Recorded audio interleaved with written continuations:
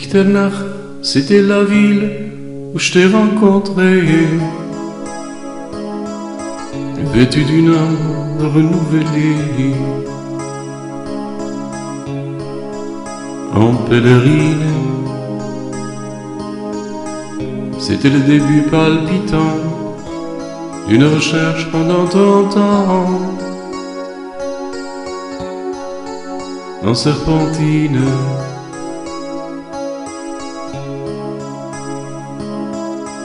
C'est là que ça a commencé à se régler, s'organiser, parmi les lunes provenant à travers maintes bourgades, sur la peau de notre patiente mère, sur notre terre.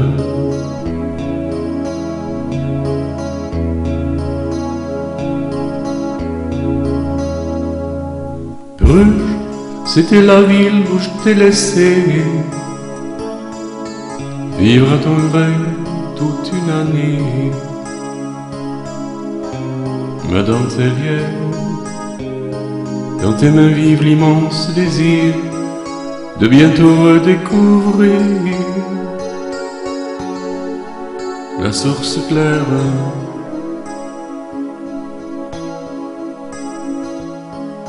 Là, à travers quelques tableaux, t'as entamé le décodage de l'histoire bien cachée du plus moyen des âges. Performance grande, ancienne peinture flamande. Je tire mon chapeau.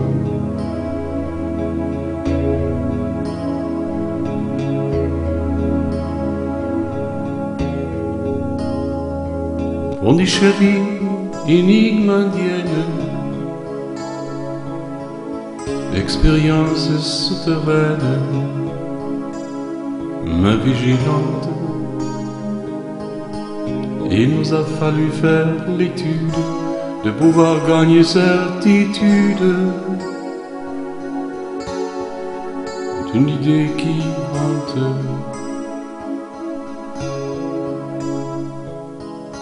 C'est là que tu as décidé, comme je suppose, sur cette planète, de ne plus vouloir participer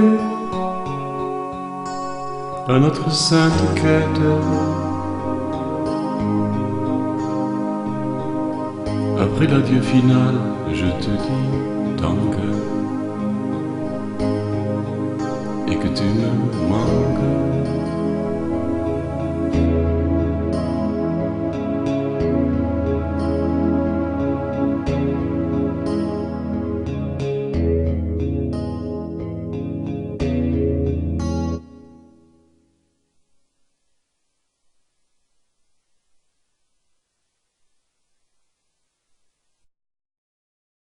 Changer de voix par 5 ascenseurs.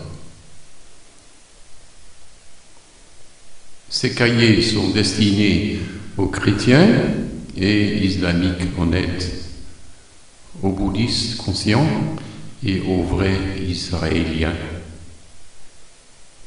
Ce qui n'implique aucune église, simplement un désir continu de comprendre et d'apprendre, ainsi qu'une promesse.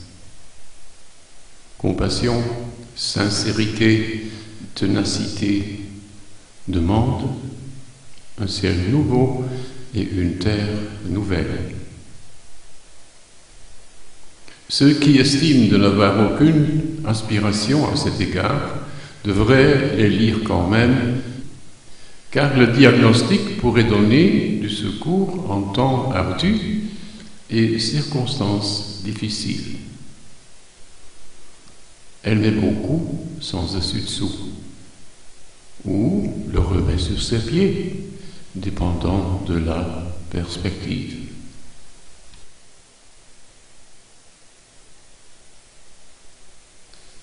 Une des promesses, des souliers DNS, DNA nouveau. Ce serait quand même dommage si vos pieds ou votre façon de marcher ne seraient pas compatibles et l'on ne t'inviterait même pas à l'essayage.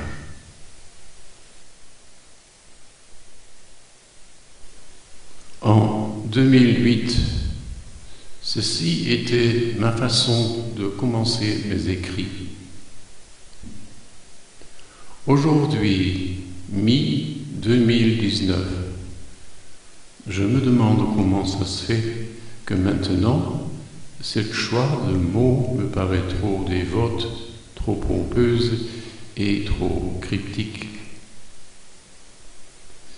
C'est pourquoi je lance cette deuxième démarche, une autre tonalité, une différente manière d'action.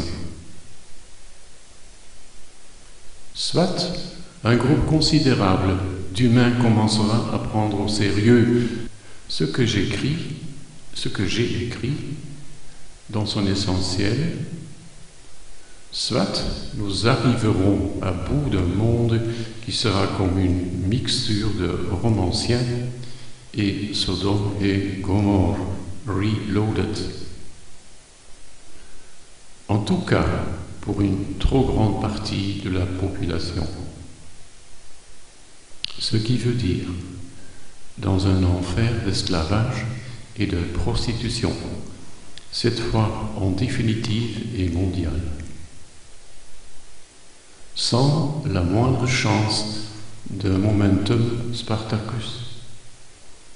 Puisque l'angoisse de perdre le boulot est infiniment plus efficace que quelconque menace provenant d'un Kalachnikov. Oui, il s'agit de l'économie, stupide, mais surtout de direction, de gestion. De l'intérieur vers l'extérieur, cette fois-ci, pas l'inverse. Et de surcroît, d'une prise de position et de conduite envers la dernière, c'est-à-dire conscience, conscience, en savoir ensemble. Ensemble, avec qui?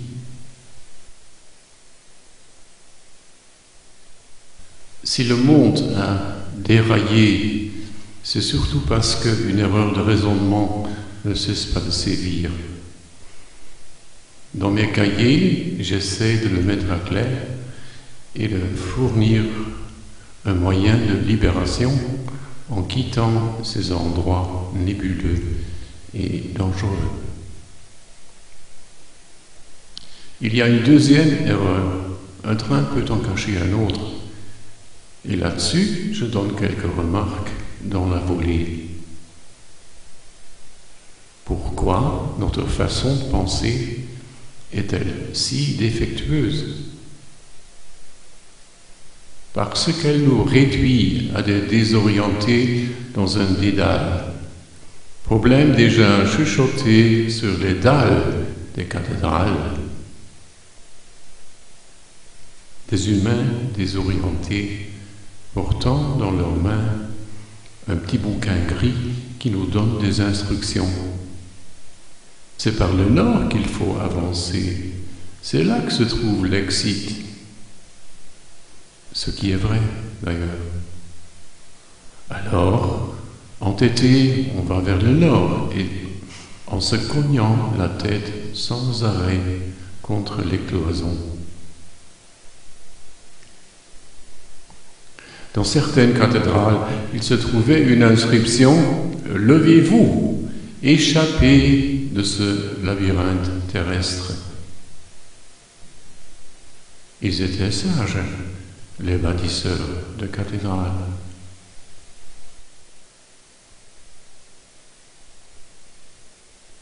Le 21 décembre 2012. Lecture et considération pendant la nuit, extrait. Malheureusement, le freinage négatif de notre côté de l'univers local est encore tellement encombrant que, en dépit des 1000 Bouddhas et des maîtres christianisés qui ont réussi à perforer le voile planétaire de l'évolution de l'âme, il sera toujours nécessaire pour l'hiérarchie de revenir en s'externalisant collectivement, afin d'enlever les sincères du monde dans leur véhicule éthérique et astral de cette planète. Les clés d'Enoch à la page 364. L'homme connaîtra-t-il la destruction totale de sa planète? Mais non, Dieu merci. Ce que le Père a promis, il le réalisera dans une création renouvelée par le retour des maîtres qui mettront leurs pieds sur terre à force d'aider les humains dans ce travail de création nouvelle. Les clés d'Enoch à la page 383.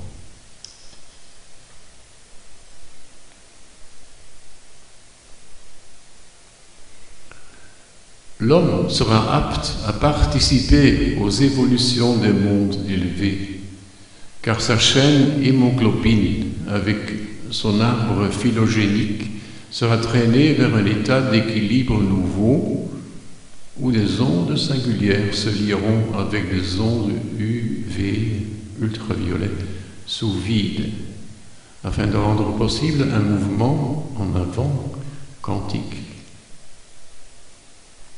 La combinaison de ces trois sortes d'ondes permettra aux formes de vie organique de procéder à partir de leur densité ancienne vers une nouvelle. Les clés d'Enoch à la page 380.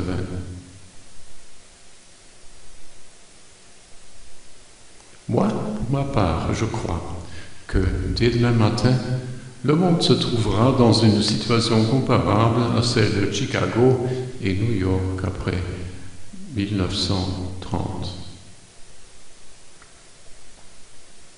Alphonse Capone était déjà parti vers Alcatraz, ainsi que Lucky Luciano vers son procès.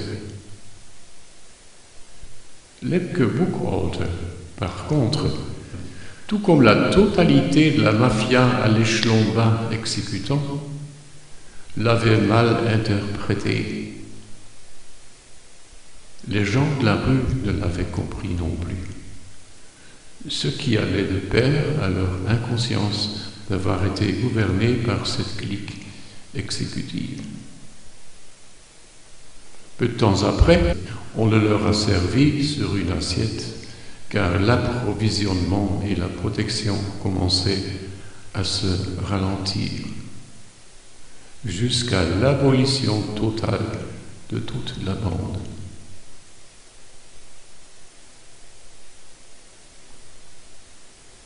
Ce sont mes propres pensées.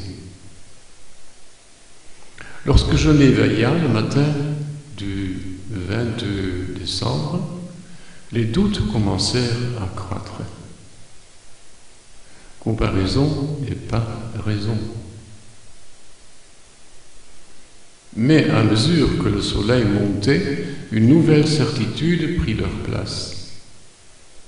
La comparaison ne boitait qu'à la fin, car ce ne sera pas la mafia qu'on enroulera, mais tout le terrain du jeu ancien, toute la pelouse, et non seulement elle. À la bonne heure.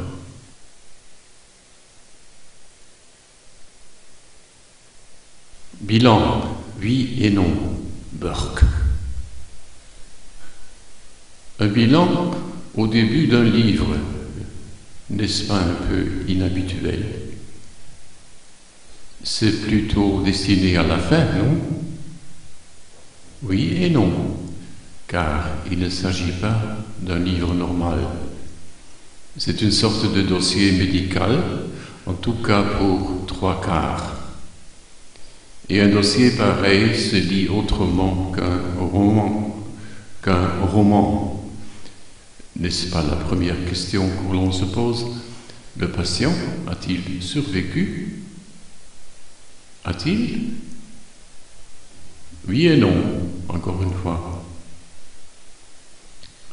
Le patient, c'est le Homo sapiens, ce rejeton loupard du Adam Kadmon, Homo originellement destiné à être à l'image de Dieu, dont l'arrogance s'est accrue encore plus rapidement que sa myopie progressante. Un parvenu ridicule, un guerrier sempiternel et pubertaire. Oui, il est malade. Restons généreux, car ce n'est pas à nous de le juger. Alors, oui et non, il survivra s'il parviendra à se métamorphoser direction vertu bien intentionnée.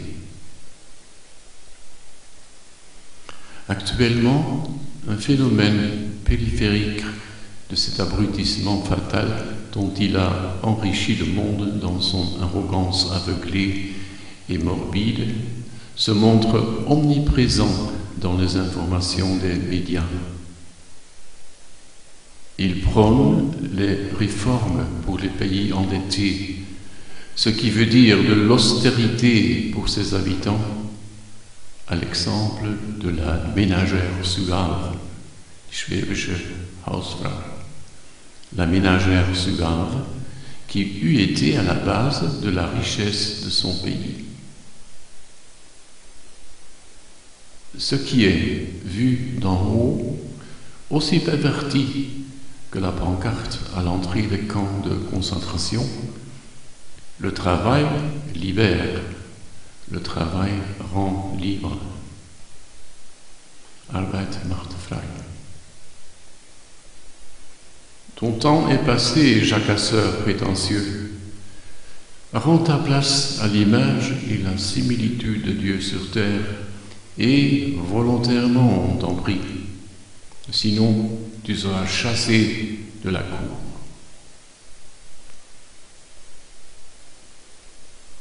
Et c'est à partir de ce choix de mots que nous trouvons le transit parfait vers la deuxième partie de notre bilan, le Burk.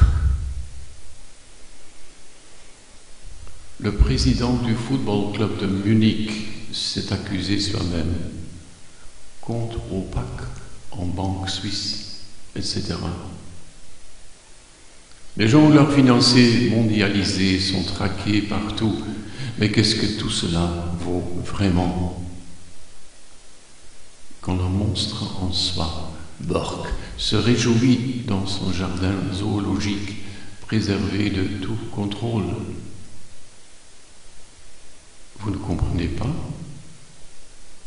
Mais oui, bien sûr. En même temps que Hones s'est mis à genoux devant ses juges, les yeux pleins de larmes de crocodile, à Hanovre a eu lieu une foire internationale de l'industrie avec comme thème Industrie 4.0. 4.0. 1.0, c'était la machine à vapeur. 2.0, les chaînes de montage Lefort. 3.0, l'automatisation suivie du numérique.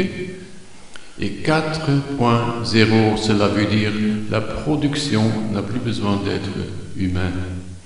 Elle se dirige soi-même.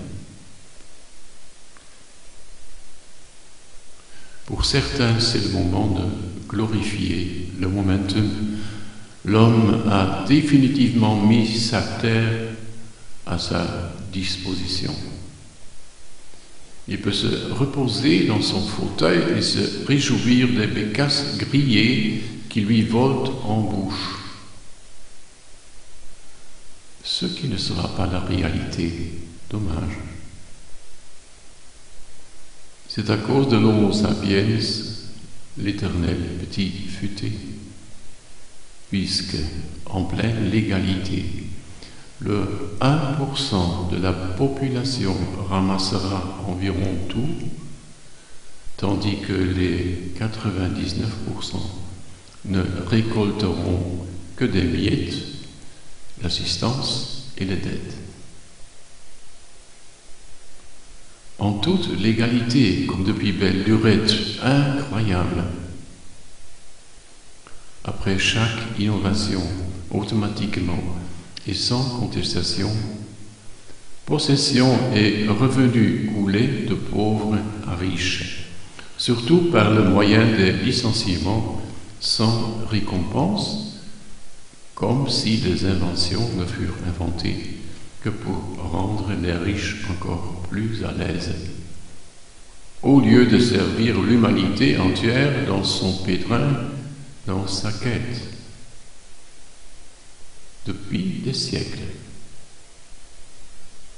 En fait, les innovations, ce sont des présents du monde spirituel envers l'homme, afin qu'il puisse se débarrasser du fardeau de la survie,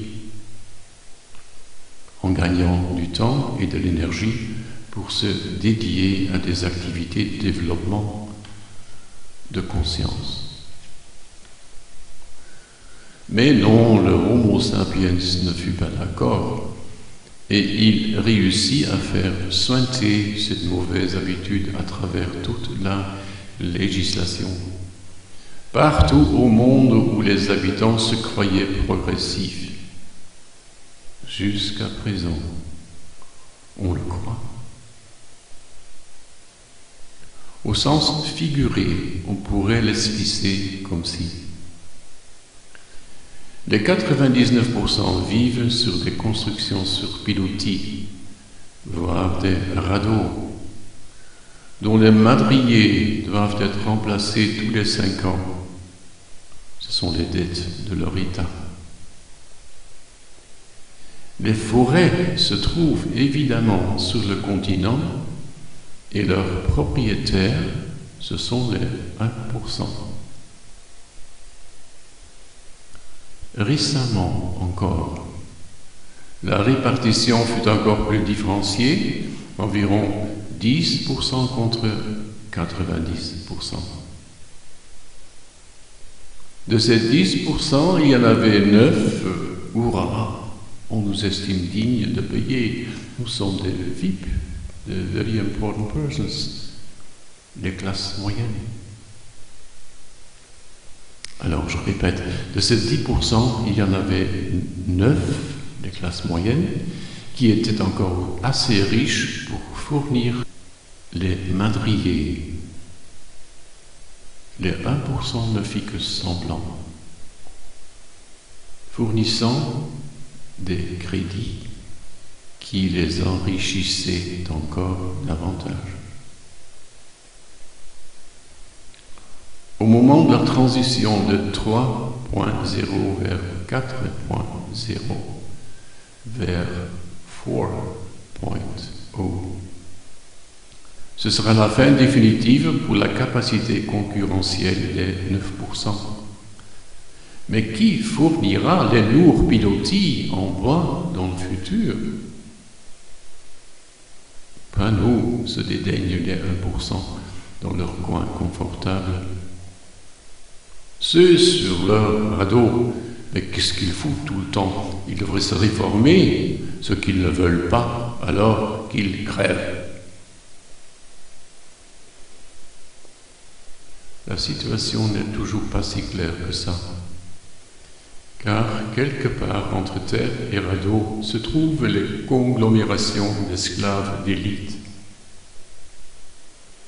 Il y en avait depuis toujours, mais aujourd'hui, ils se sont organisés en économie nationale importante. Eux, ils croient avoir suivi le bon chemin, le seul, et les médias des 99% les glorifient. Ça dit tout. Sûr d'eux jusqu'à l'arrogance, quoiqu'ils ne savent pas ce qu'ils font, mais même cela, ils le savent mieux. En tout cas les mâles, tandis que les femelles travaillent jusqu'à en perdre la raison, sans pour autant perdre le sourire de Meisjes. Qui oserait leur faire une reproche, hein? Et entre-temps, les mâles ne cessent de hurler. Mieux vaut une fin avec horreur qu'une horreur sans fin. Alors, lâchons la bombe, c'est du catharsis. Eux, ils disent cela d'esprit tranquille, parce qu'ils en sont convaincus d'être bien à l'abri, loin du lieu de l'explosion. Et qu'en plus, de n'avoir rien à faire avec le développement de cette bombe à retardement. Quelle erreur! Mais ils le croient vraiment. Ils font partie d'une organisation économique qui assure que la tarte se ratatine progressivement, tandis que la part au 1% se multiplie de la même vitesse. Bien entendu, il n'y a pas mal des 9% qui se procurent du gros morceau, mais la plupart ne fait que se casser les os comme des soldats en guerre. Grande lutte, grand ennemi, grand honneur, petite sole, corps et âme crevée.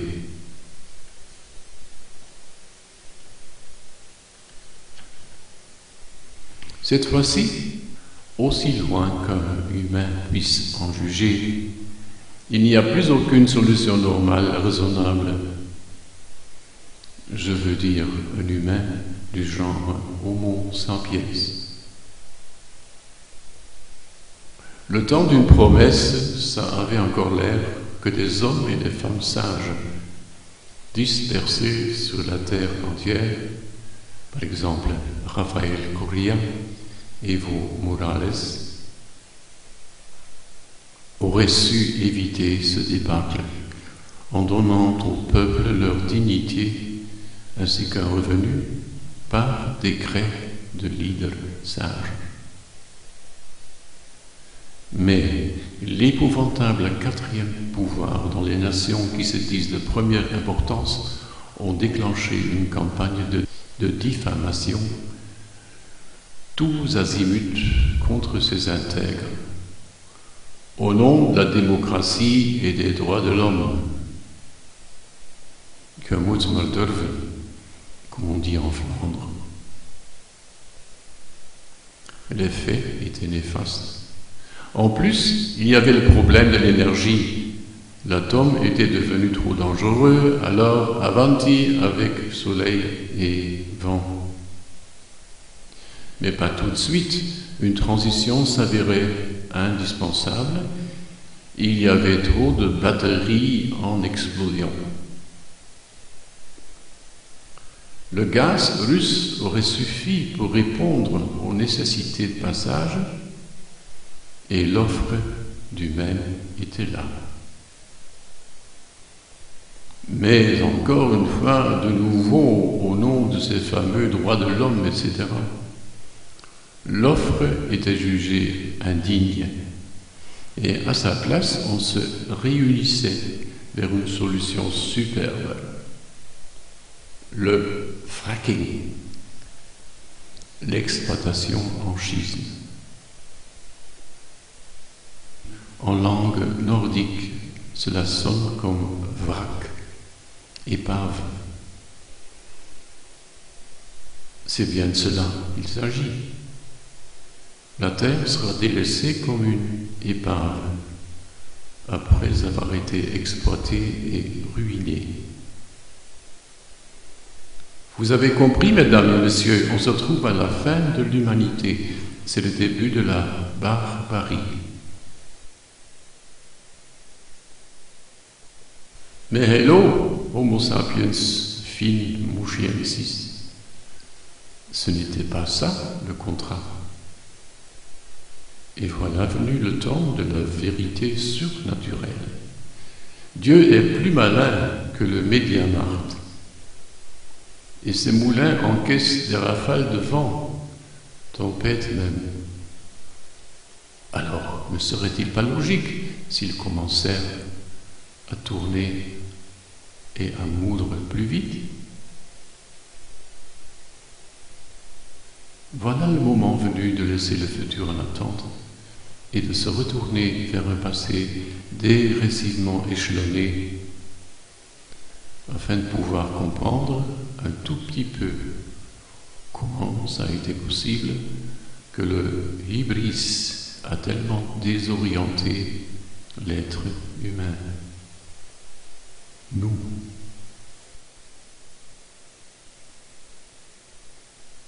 La situation au début de l'année 2012. En haute mer et devant le juge, on est entre les mains de Dieu. C'est une maxime que l'on entend souvent même de la bouche d'un agnostique. Et d'après moi, on pourra la compléter bientôt d'un suffixe. En pleine mer, devant un tribunal, et entre le 28 octobre 2011 et le 23 décembre 2012, on est à la merci du suprême. Les mesures de sauvetage dans ce tohu-wabohu mondial, qui de nos jours ont été mises sur rail, sont comparables à l'actionnisme du capitaine Carlson sur son cargo Flying Enterprise en 1952 au large de la côte anglaise. Il donnait l'apparence d'un sauveur héroïque jusqu'au dernier moment. À chaque poussée de tempête guignant un peu moins sur la chique de son navire et un peu plus sur la manchette dans la presse internationale qui le suivit de près. Et les autres passagers, l'équipage, ils avaient la chance d'être sauvés, tout comme le capitaine d'ailleurs, sauf évidemment les rats à bord. Les passagers d'aujourd'hui, par contre, sont coincés dans un piège, et il n'est pas sûr que oui ou non, par manque de provisions, ils vont commencer à se dévorer entre eux. Ce fut Margaret Thatcher qui, en 1980, au Collège de l'Europe à Bruges, coassa « Tina, there is no alternative », il n'y a pas d'alternative. Cette alternative, qui à son avis n'existait pas, est le sujet principal de ses cahiers, quoique ce ne sera seulement vers la fin qu'elle sera mentionnée, tandis que l'analyse du chaos prendra la plupart de l'espace. C'est normal. Des alternatives spirituelles pratiques n'exigent pas grand mot, car Dieu est un verbe plutôt qu'un patron de thèse. Ponctuellement 700 ans après la liquidation provisoire des Templiers, en fin 2007, un boulet de canon fut tiré en avertissement devant la proue du Flying Enterprise, ce bateau mensonger de la communauté internationale. Ma toute première impression à ce moment, c'est l'annonciation d'une nouvelle ère, d'une nouvelle société qui poussera du sol comme un arbre, suivant les maximes implantées dans la Kabbalah et dans les traditions des Mayas. comme les peuples anciens du Nord l'ont sculpté en runes dans bois et rochers. Yggdrasil, le frêne qui soutient le monde. Aujourd'hui, 5 ans déjà, nous enfin dans le pétrin ultime, le cancer muqueux qui engloutit tout et tous, même ceux qui auraient encore le désir problématique de vouloir briller sur le catwalk de l'histoire. Les lignes que j'avais rédigées en 2008, je ne les ai ni adaptées ni complétées de manière essentielle. En effet, ça furent des extraits d'un rapport sur la dégringolade de la santé de l'Homo sapiens sapiens. Sont-elles déjà des témoignages de guérison? En haute mer et devant un tribunal, personne n'y saurait donner une réponse crédible. Aujourd'hui, le 13 janvier 2012, non plus.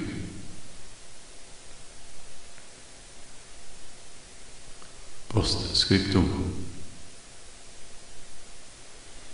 Je viens de lire un message, une réponse à ma question d'avant au point de vue passager, comme des rats coincés. Vont-ils se dévorer les uns les autres? Non, non. Ils s'en débarrassent de façon plus fondamentale, plus éthique aussi. Je cite, le 4 janvier, dans l'usine Foxconn en Chine, environ 150 travailleurs ont menacé de se suicider afin de forcer leur revendication d'augmentation de salaire. Ils s'étaient réunis sur le toit de leur usine de montage en annonçant de se jeter dans les profondeurs si leur réclamation ne serait pas acceptée. Fin de citation.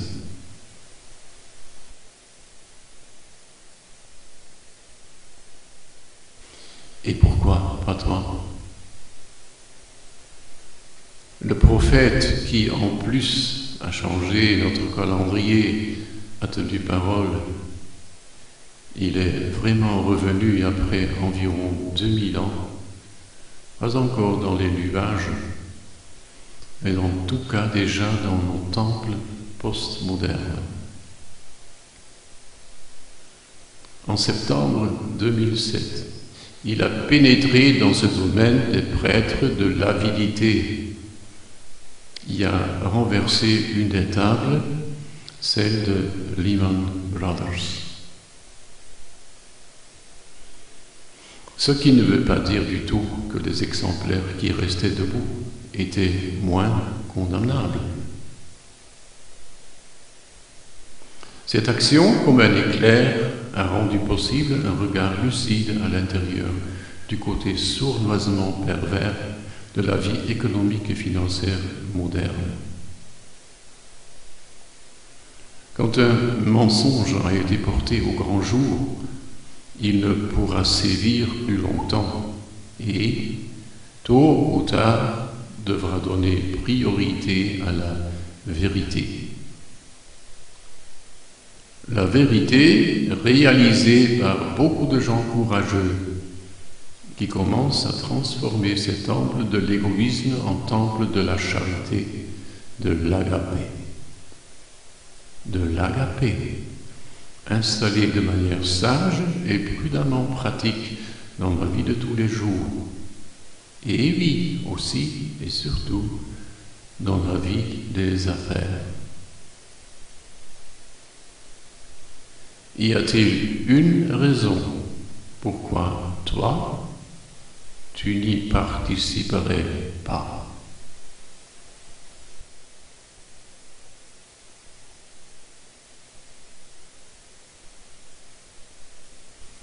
Ça ne sert à rien de s'occuper de ces années-ci.